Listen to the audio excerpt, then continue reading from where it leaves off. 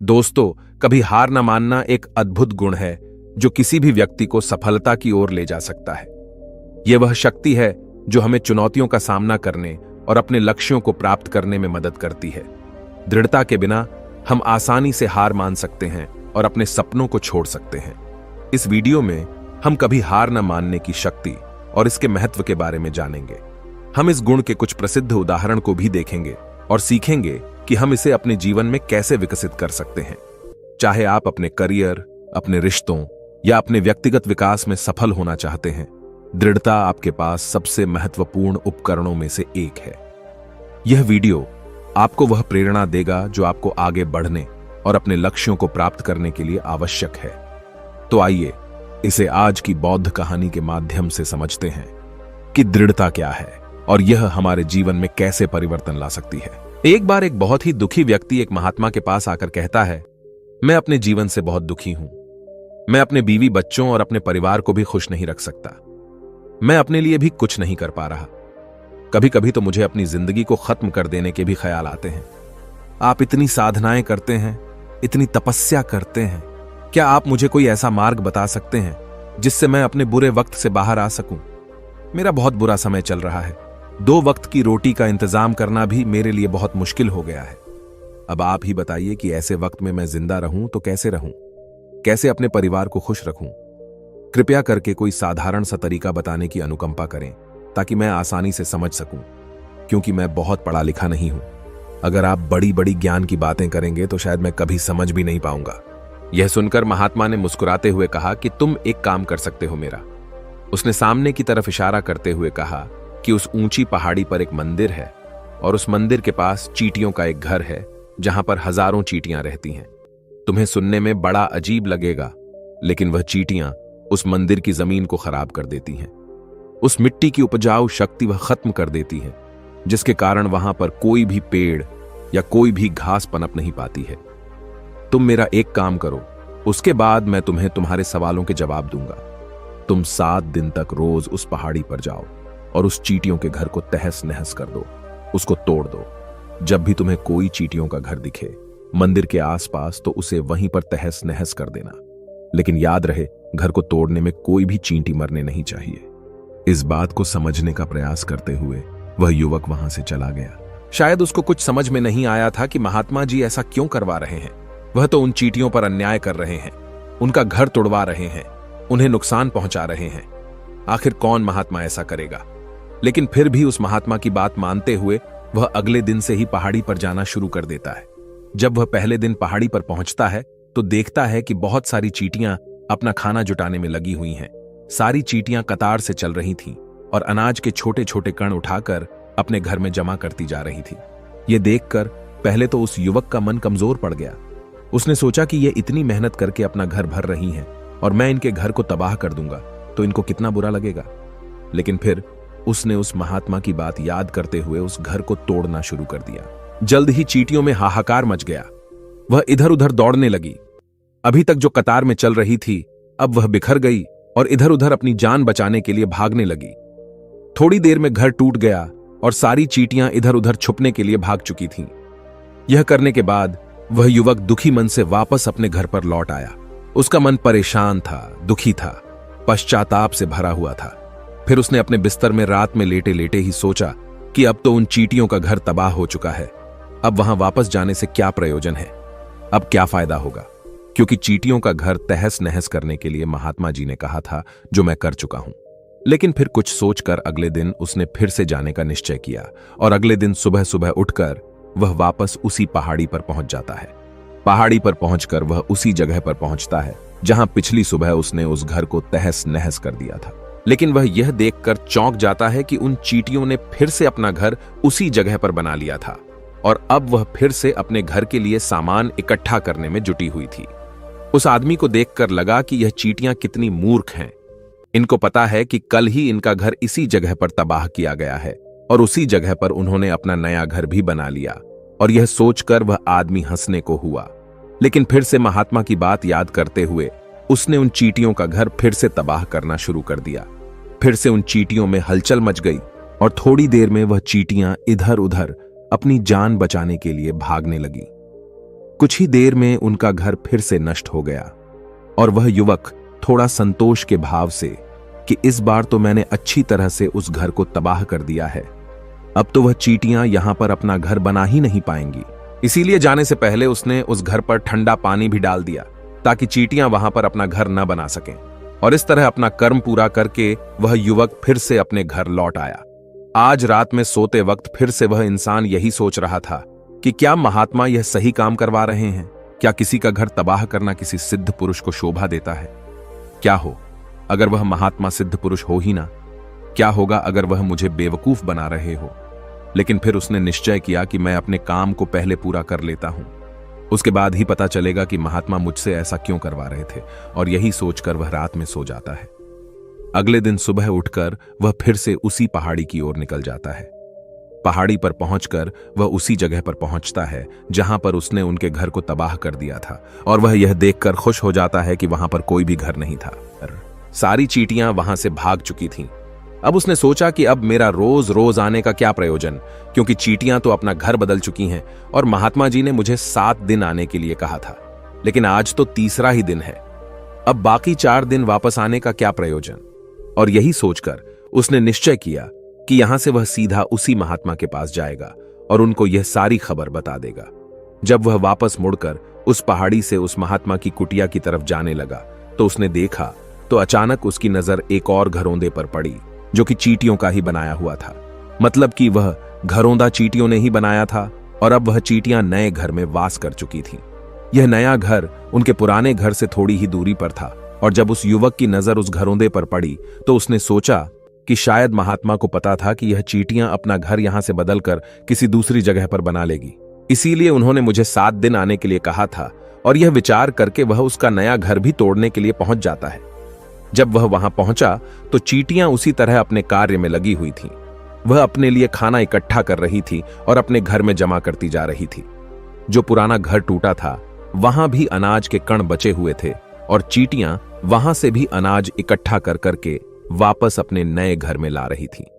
अब यहां पर फिर से युवक का मन थोड़ा कमजोर पड़ गया, क्योंकि वह खुद भी कमजोर था, खुद भी वक्त का मारा हुआ था। इसीलिए उसके मन में उन चींटियों के प्रति दया का भाव उमड़ रहा था। उनके ऊपर उसे दया आ रही थी।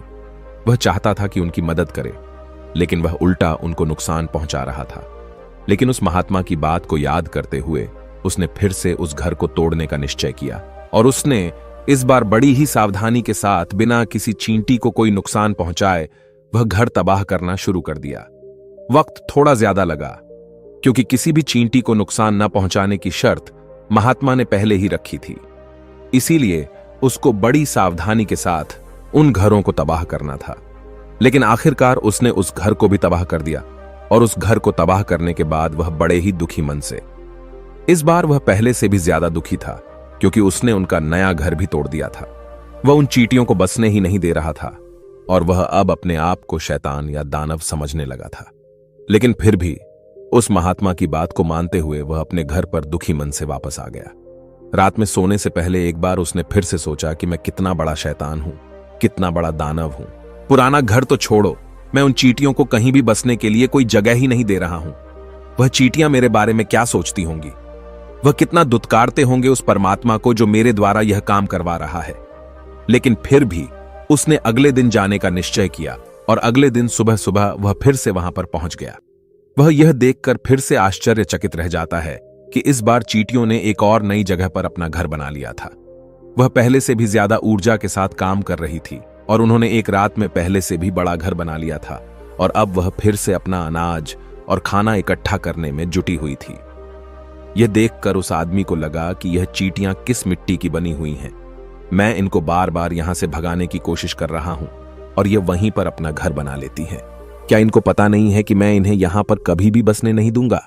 यह चींटी है, दिखने में इतनी छोटी है, लेकिन फिर भी यह मुझसे हार नहीं मान रही है। बड़े ताज्जुब की बात है। और इस बार उसने गुस्से में उस घर को तहस नहस करना शुरू कर दिया। लेकिन इस बार तहस नहस करते हुए कुछ चींटियां वहीं पर मर गईं। उसके पैरों तले कुचल दी गई। कुचलने के बाद जब वह अपने अहंकार से बाहर आया तो उसने देखा कि गुस्से में उसने उन चींटियों को कितनी क्षति पहुंचा दी है। उसका मन पश्चाताप से भर गया और वह रोता हुआ अपने घर की तरफ बढ़ गया। रात में सोते वक्त उसने सोचा कि मैं उन चींटियों पर बहुत ज्यादा अत्याचार कर रहा हूं। अब इससे ज्यादा अत्याचार मैं नहीं कर पाऊंगा।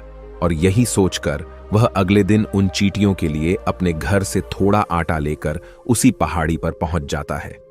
आज उसके मन में उन चींटियों के प्रति श्रद्धा का भाव था, दया का भाव था। आज वह उनकी मदद करना चाहता था। और जब वह वहां पर पहुंचा तो चींटियां फिर से अपने नए घर को बनाने में जुटी हुई थीं। उसने बड़ी ही दया के साथ उन चींटियों को अपना लाया हुआ आटा खिलाया और अगले 3 दिनों तक वह ऐसा ही करता रहा।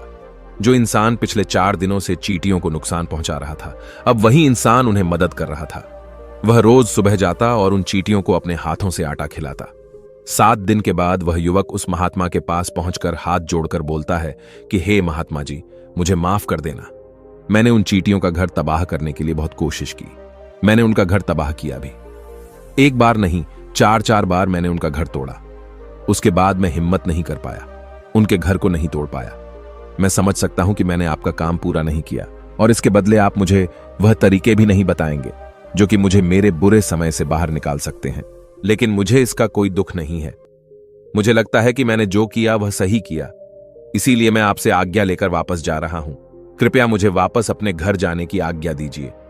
यह सुनकर उस महात्मा ने मुस्कुराते हुए कहा कि अरे बेटा, इतनी भी क्या जल्दी, रुको तो सही, जलपान तो कर लो, थोड़ी देर ठहर जाओ, उसके बाद चले जाना। और यह कहकर वह महात्मा उस युवक के लिए पानी लेकर आते हैं। पानी पिलाने के बाद महात्मा उस युवक से पूछते हैं कि तुम मुझे यह बताओ कि आखिर तुम उन चींटियों का घर तबाह क्यों नहीं कर सके। वह चींटियां तो छोटी छोटी हैं और तुम इतने विशाल हो, फिर भी तुम उन छोटी छोटी चींटियों का घर तबाह नहीं कर पाए। कहां है तुम्हारी शक्ति, तुम्हारा बाहुबल? इसका जवाब देते हुए उस युवक ने कहा कि हे गुरुवर, मैंने उन चींटियों का घर तबाह कर दिया था, बार बार किया था। एक बार तो अपने गुस्से में उन चींटियों को भी मैंने हानि पहुंचा दी थी। लेकिन जिस दिन मैंने उनको हानि पहुंचाई, उसी दिन मेरे को लगा कि मैं उनको क्यों हानि पहुंचा रहा हूं, क्यों इनको इतनी तकलीफ दे रहा हूं। और उसी दिन से मैंने उनको नुकसान पहुंचाने की बजाय उनकी सहायता करनी शुरू कर दी। यह सुनकर उस महात्मा ने कहा कि यही तो सीखने की बात है। एक छोटी सी चींटी हमें जीवन का संदेश दे जाती है। मैंने तुम्हें उन चींटियों का घर तबाह करने के लिए नहीं भेजा था, मैंने तुम्हें भेजा था ताकि तुम उन चींटियों से कुछ सीख ले सकूं। तुम्हें क्या सीख मिली उन चींटियों से, क्या मुझे बता सकते हो? यह सुनकर उस युवक ने पूरी कहानी बयां कर दी। पूरी कहानी सुनने के बाद महात्मा ने मुस्कुराते हुए कहा कि बेटा, तुमने जो महसूस किया मैं वही तुम्हें दिखाना चाहता था। वो ये थी कि तुमने कितनी ही बार उनके घर को तोड़ने की कोशिश की, कितनी ही बार प्रयास किया कि उनका घर तबाह हो जाए, लेकिन वह हर बार अपना नया घर बना लेती थी। उन्होंने कभी भी हार नहीं मानी। अगर वह हार मान लेती तो चींटियां तुम्हें वहां पर नहीं मिलती। जब एक छोटी सी चींटी अपने विश्वास और मेहनत से इतने बड़े आदमी का दिल बदल सकती है, तो तुम तो इंसानों का मन बदल ही सकते हो। अपने जीवन में अपनी किस्मत न बदलने का कोई कारण तुम्हारे पास नहीं बचता। जीवन कार्यशीलता का नाम है, कर्मशीलता का नाम है। लेकिन हम मनुष्य 1-2 बार हार मिलने पर ही टूट जाते हैं, हताश हो जाते हैं और फिर जीवन में प्रयास ही नहीं करते। और कुछ लोग अपनी जिंदगी को खत्म करने पर उतारू हो जाते हैं।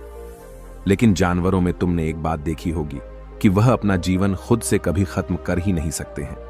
तुमने कभी नहीं सुना होगा कि किसी जानवर ने आत्महत्या कर ली, चाहे वह जानवर कितना ही भूखा क्यों ना हो, कितना ही दुखी क्यों ना हो, लेकिन वह अपने जीवन के लिए हमेशा संघर्ष करता रहता है। लेकिन वहीं पर दूसरी तरफ हम मनुष्य 1-2 बार हताश होने पर ही अपना जीवन खत्म कर लेते हैं। जीवन तो कर्म करने का नाम है, इसीलिए मृत्यु से पहले कर्म करना कभी मत छोड़ना, क्योंकि मृत्यु के बाद तो तुम परम विश्राम में चले ही जाओगे। तो उससे पहले कर्म करना क्यों छोड़ रहे हो, क्यों हताश हो रहे हो? अगर तुम्हारा एक घर टूट गया है तो दूसरा घर बनाने का प्रयास करो, कोशिश करो, और कोशिश करने वालों की कभी हार नहीं होती। यह तुम उन चींटियों से देख चुके हो। देखने में तुमसे कितनी छोटी है वह चींटियां और तुम इतने बड़े हो, लेकिन उनका मन तुम्हारे मन से इतना बड़ा है, इतना विशाल है, इतना दृढ़ संकल्प है कि इतनी बार घर टूटने पर भी उन चींटियों ने कभी हार नहीं मानी। दूसरी सीख यहां से लेने की थी, वह यह थी कि जब भी हमारे ऊपर बुरा समय आता है, हमें लगता है कि यह समय कभी नहीं जाएगा, यह समय मेरे जीवन को बर्बाद कर देगा, मुझे कभी नहीं जीने देगा। और अपने इन्हीं ख्यालों से, जिनका असलियत में कोई भी अस्तित्व नहीं है, वह सिर्फ विचार हैं, और वही विचार हमारे मन को दुखी कर देते हैं और इसीलिए हम प्रयास करना भी छोड़ देते हैं। लेकिन तुम खुद सोचो कि बार बार प्रकृति हमें दुख पहुंचाएगी, नुकसान पहुंचाएगी, लेकिन कब तक पहुंचाएगी?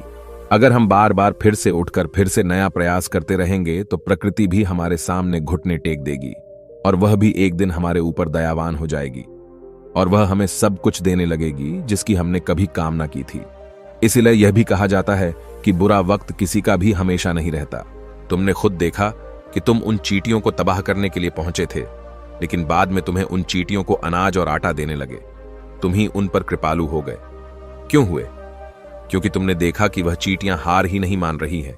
इसी तरह अगर तुम भी अपने जीवन में कभी हार नहीं मानोगे तो एक न एक दिन यह प्रकृति तुम्हें वह सब कुछ देगी जो तुम अपने जीवन में पाना चाहते थे। इसीलिए हमेशा याद रखना, हमें बिना रुके, बिना थके और बिना परिणाम की चिंता के बस कार्य करते जाना है। और दूसरा यह कि एक न एक दिन प्रकृति तुम्हारे उस कर्म का परिणाम तुम्हें जरूर देगी। तो दोस्तों, कैसी लगी आपको यह कहानी? आप हमें कमेंट सेक्शन में जरूर बताना, और अच्छी लगी हो तो इस चैनल को सब्सक्राइब जरूर कर लेना। तो चलिए मिलते हैं ऐसी ही कोई नई कहानी में कोई नए मैसेज के साथ। तब तक के लिए अपना ख्याल रखें। धन्यवाद। नमो बुद्धाय।